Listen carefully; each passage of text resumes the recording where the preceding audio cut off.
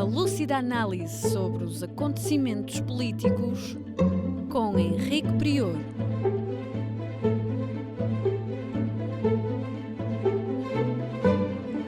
Política impura, na Rádio Transforma. Falaremos hoje de Portugal, da Espanha, da Ucrânia e, finalmente, do Brasil. Sejam bem-vindos a mais um Política Impura na Rádio Transforma e na Revista em Comunidade. Como habitualmente, peço-lhes para partilharem o programa, colocarem gosto e subscreverem o canal da Rádio Transforma, que é muito importante para este projeto de liberdade, igualdade e fraternidade sem fins lucrativos. Falamos então de Portugal.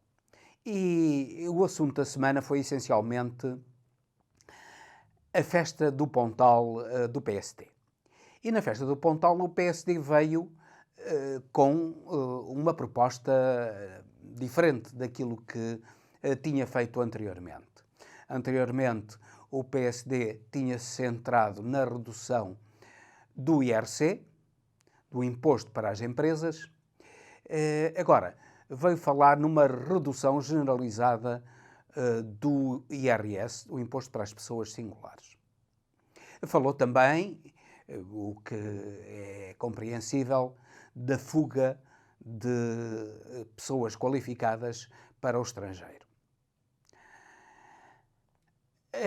Não é má ideia esta da redução do IRS. Agora, já não será tão boa ideia a redução generalizada do IRS em Portugal. O IRS deve ser reduzido a uma taxa de 0% até aos salário médio nacional, que neste momento anda a ser cerca de 1.300 euros. Isto porquê? Neste momento, sobretudo devido não só à inflação, mas devido inclusivamente à subida do esforço dos juros para a aquisição de casa própria, as classes médias, particularmente as classes médias mais baixas, estão a sofrer dificuldades enormes para manterem o seu nível de vida, sacrificando inclusivamente o nível de vida, apesar de acordos com os bancos. Mas esses acordos com os bancos para pagamento da prestação pela aquisição da casa própria, esse acordo aquilo que levará é, sobretudo, ao adiamento dos pagamentos. Portanto, é uma questão que acaba por ser, de certo modo, estrutural na economia. E, por isso, a isenção de IRS até ao salário médio nacional, até aos 1.300 euros, seria realmente algo de importante, que beneficiaria as classes médias e introduziria justiça social neste país. Por outro lado, essa medida deveria ser acompanhada com outras medidas de aumento da receita. E aí o PSD já não toca muito, ou toca no sentido mais favorável aos beneficiários de determinados rendimentos. Um desses rendimentos é o rendimento de dividendos. Repare-se, o rendimento de dividendos neste momento é tributado a uma taxa de 28%. Imaginemos, por exemplo, um médico que ganha 5.000 euros por mês. Esse médico paga cerca de 35% de imposto. Mas alguém que recebe uma média de 70.000 euros por mês de dividendos paga apenas 28% de imposto. Claro que dizem que é para facilitar o investimento nas empresas. Ora, não é através dos dividendos, porque os dividendos já dão um rendimento superior ao investimento em títulos do Tesouro ou aos depósitos bancários. Não é dessa maneira que se fomenta o investimento. O investimento fomenta-se sobretudo na redução do IRC relativamente à parte que é destinada à capitalização das empresas. Isso sim, aumentará a capitalização das empresas, aumentará a solidez das empresas e aumentará, inclusivamente, no futuro, os dividendos, porque as receitas das empresas a longo prazo irão aumentar e, aumentando, os beneficiários dos dividendos poderão não só beneficiar com o aumento dos dividendos, mas também beneficiar com o aumento do valor das ações que poderão negociar em mercado. Portanto, essa proposta de diminuição do IRS é uma boa proposta, no entanto, não pode ser generalizada, não deve ser generalizada para equilibrar a justiça social com as necessidades de diminuição do déficit público. Por outro lado, o PSD centrou-se também na fuga de pessoas qualificadas para o estrangeiro, por não encontrarem lugar aqui em Portugal compatível com os seus desejos. Ora bem, é um pouco estranho que o PSD venha agora dizer isso, na medida em que ainda há pouco tempo Pedro Passos Coelho dizia que os portugueses tinham de sair do seu lugar de conforto, isto é, tinham de emigrar face às dificuldades de emprego existentes em Portugal. Mas não deixa agora de ter razão o PSD por antes ter dito o seu contrário. A verdade é que o país tem de criar mecanismos para segurar as pessoas qualificadas em Portugal. E esses mecanismos vão, desde logo, e aí voltamos para a questão do IRS, a isenção de IRS para essas pessoas que optem, nos primeiros tempos de trabalho, por se fixarem em Portugal, uma proposta também do PSD que é correta, mas, sobretudo, e isso é muito importante, para isenção do IRS nos profissionais que se fixem no interior do país, que está altamente desertificado e que precisa de profissionais qualificados que não só deem mais valor a essas regiões interiores, que estão envelhecidas e que estão completamente carecidas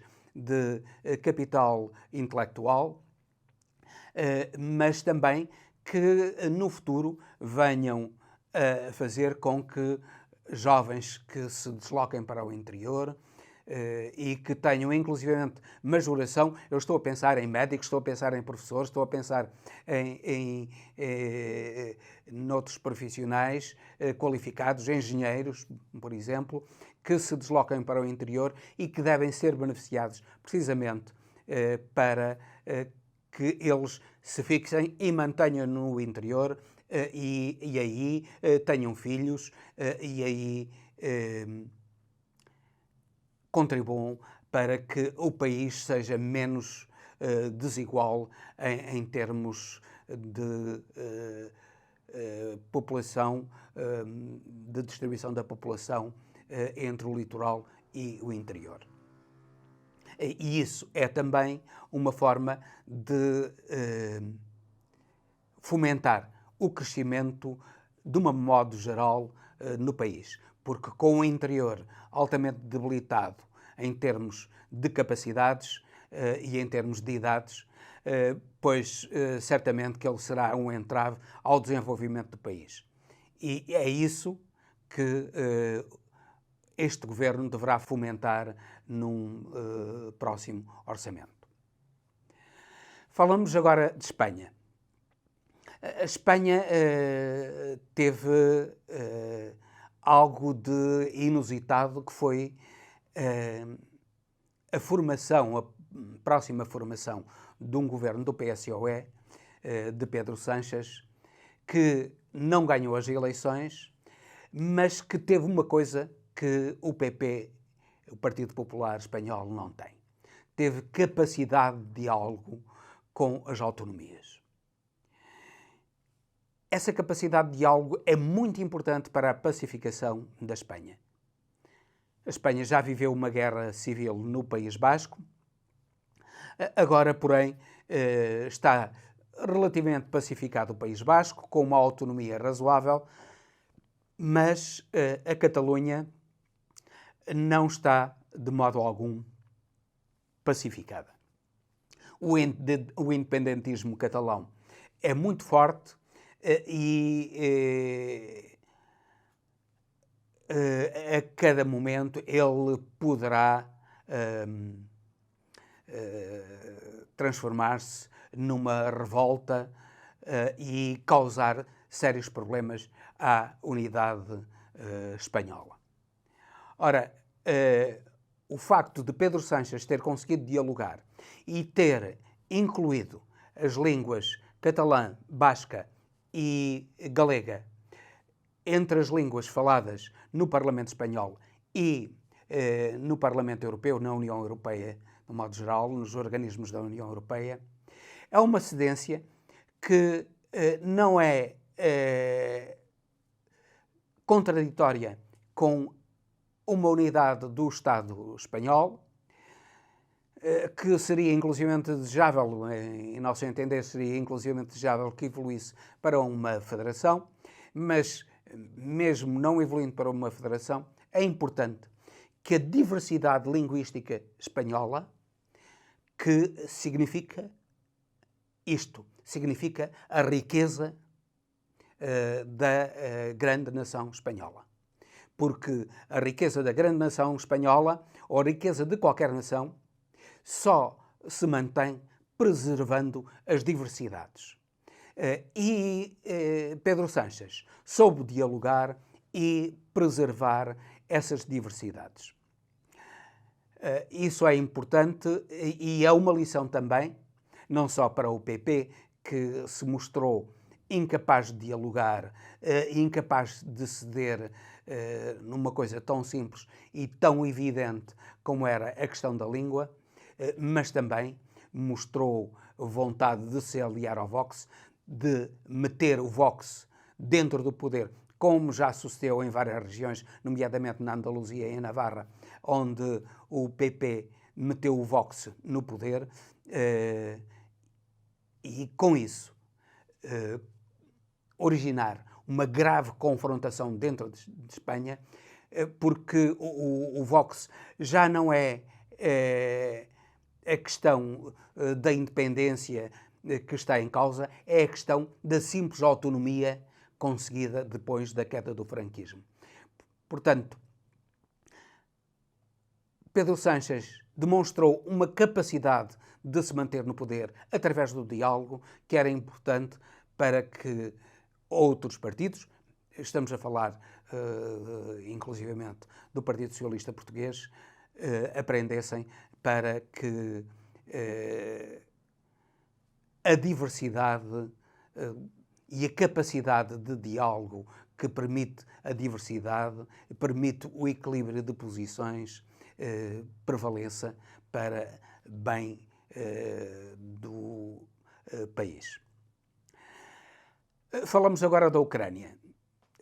E da Ucrânia, a grande notícia desta semana foi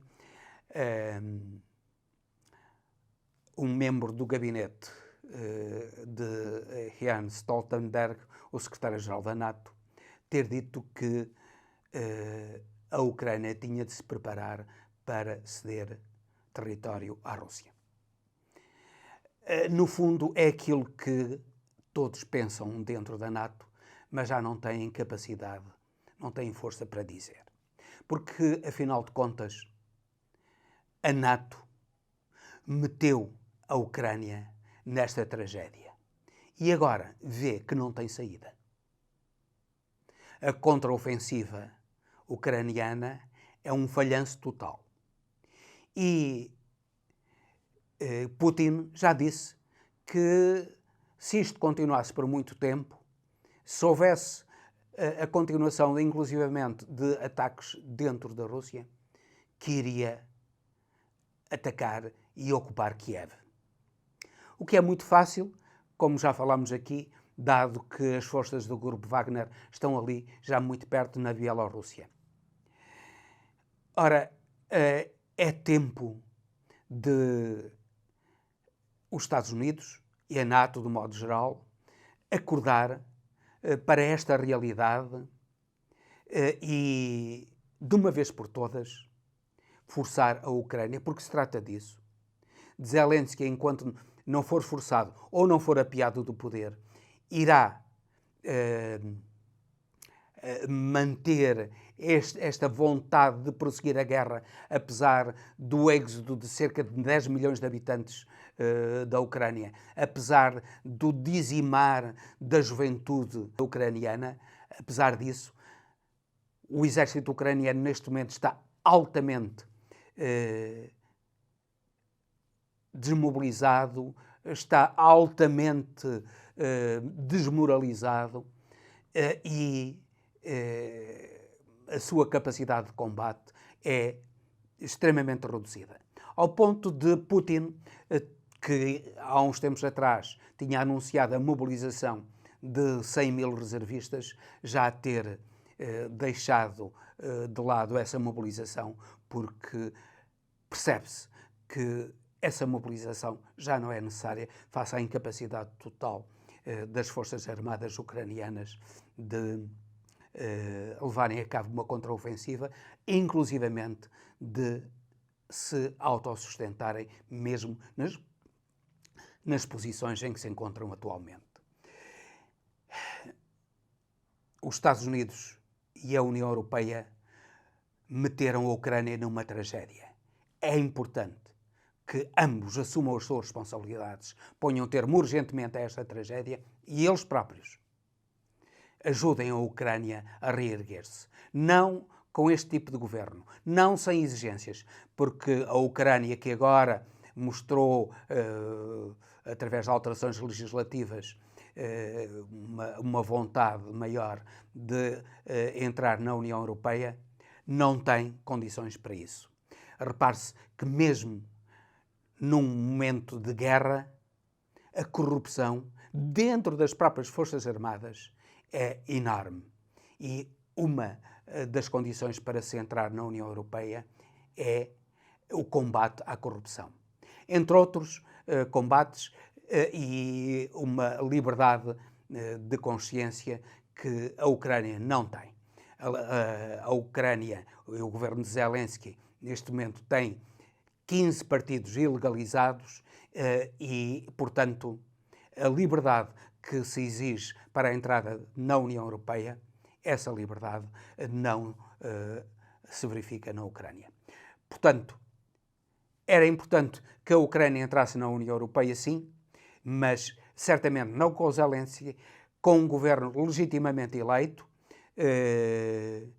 com um governo que se proponha, efetivamente, a acabar com a corrupção e acabar com as enormes desigualdades dentro da Ucrânia. Finalmente falamos do Brasil. E vemos agora que o Brasil realmente é um país que tem tudo para ganhar ao surrealismo. Repare-se, agora percebeu-se até que ponto é que não só Bolsonaro, mas Moro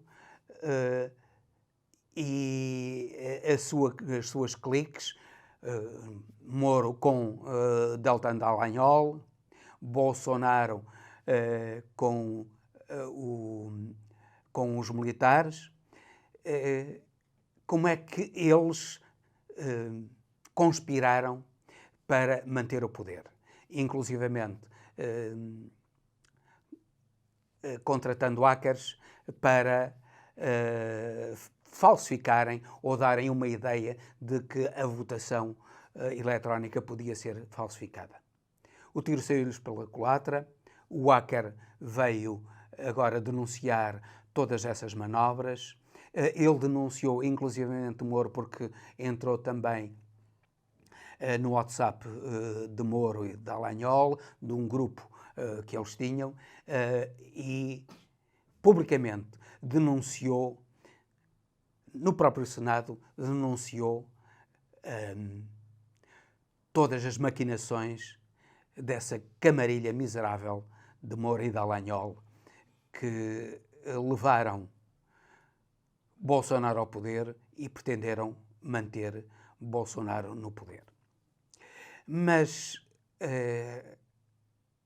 esperamos que Lula, que se tem mostrado conciliador em demasia em muitas situações, que perceba que por detrás de Bolsonaro, por detrás de Moro e Dallagnol, estavam dois grupos que têm destruído a sociedade brasileira, que são os militares e são as igrejas neopentecostais, essas igrejas que vendem azeite benzido, que vendem água benzida, que vendem vassouras benzidas. Essas igrejas que dizem que se não se pagar o dízimo, o fiel vai para o inferno. Não tem o perdão dos seus pecados. Essas igrejas que pululam como cogumelos no Brasil, porque o melhor negócio é abrir uma igreja que tem rendimentos garantidos. Há inclusivamente sites que dizem como é que se deve abrir uma igreja. E tem a grande vantagem de ganhar sem trabalhar e sem pagar impostos. Isso tem que acabar para bem do Brasil. Esse tipo de fraudes, que são, no fundo, fraudes religiosas, as igrejas neopentecostais não passam de fraudes importadas dos Estados Unidos da América, que garantem a riqueza dos fiéis, a prosperidade dos fiéis, se os fiéis contribuírem para essas igrejas. Se a prosperidade não vier, paciência, porque não vem, mas pelo menos mantém-se a esperança, o que é importante para tantos desesperados que existem no Brasil. Por outro lado, os militares sempre foram uma clique que dominou esse país no sentido de manter os privilégios de alguns e a miséria da generalidade da população. Eles, durante muito tempo, foram tidos como incorruptíveis. Nós percebemos agora que os militares são altamente corruptos, que dentro da instituição militar, mesmo dentro da ditadura militar,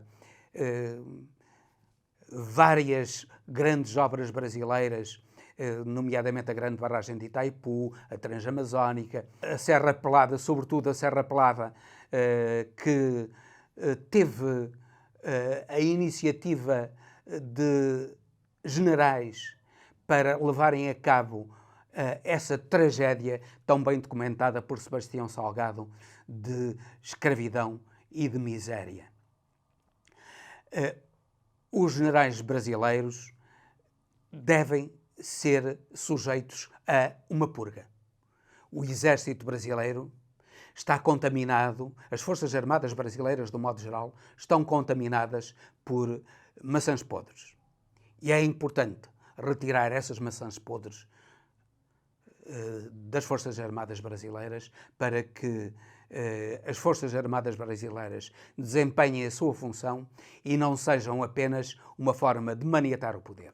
Porque, ao contrário do que é comum dizer-se, não é Bolsonaro que comanda as Forças Armadas.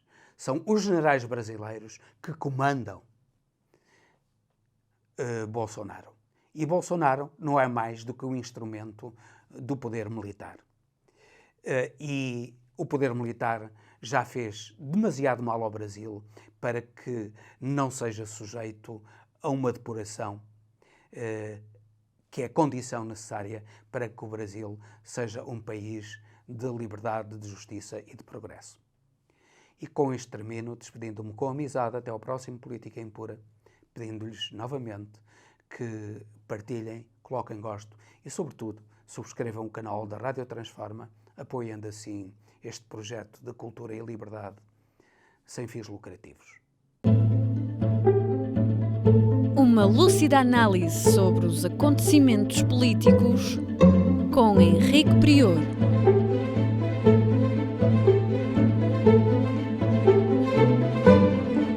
Política Impura, na Rádio Transforma.